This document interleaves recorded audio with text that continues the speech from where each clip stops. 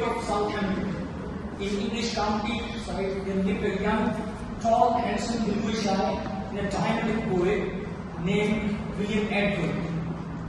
His father, the Viscount of Ravenscroft, was a man of great wealth, prestige, name, fame, and influence. And families lavish, luxurious, and sumptuous lifestyle was witnessed all around the region of Southampton.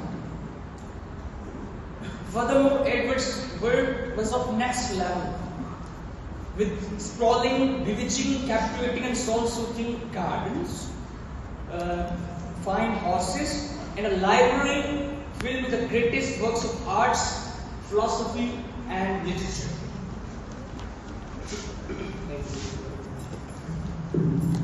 So, anyway, the Ravenscroft family's prosperity was just short-lived, and due to some ungenuine investments and debts, the debts of the family rivals elevated. So, in this way, the family repute was decreased and just went down.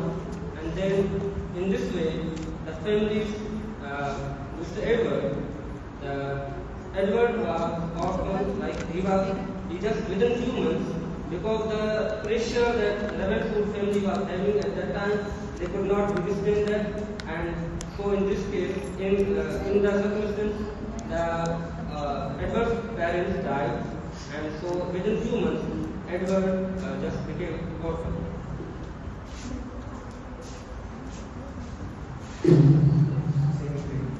Now the sole survivor of his once grand family was left with nothing but a few personal belongings and the determination to honor his parents' memory, realizing that clinging to the past would not change his circumstances.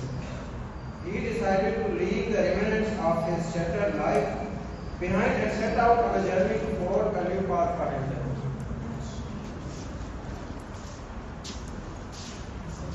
So Edward, equipped with a vague map and sense of purpose, he started to wander around, and his first destination was a very business-surrounded city. So he went there and worked in many small restaurants. He worked in a bakery, and he also worked in a smithy to gain some experience and to earn some money.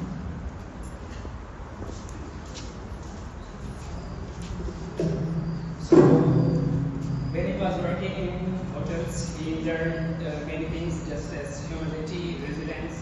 So through his travels, Edward encountered a myriad of characters, a wandering minstrel who taught him the art of storytelling, a retired sailor who shared tales of distant lands, and an enigmatic alchemist who offered him glimpses into the afterlife.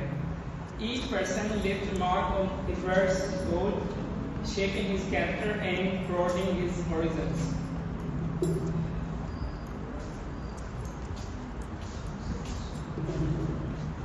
One day, while he was exploring the coastal side lake, and Edward learned a hidden treasure said to be buried in the heart of forest.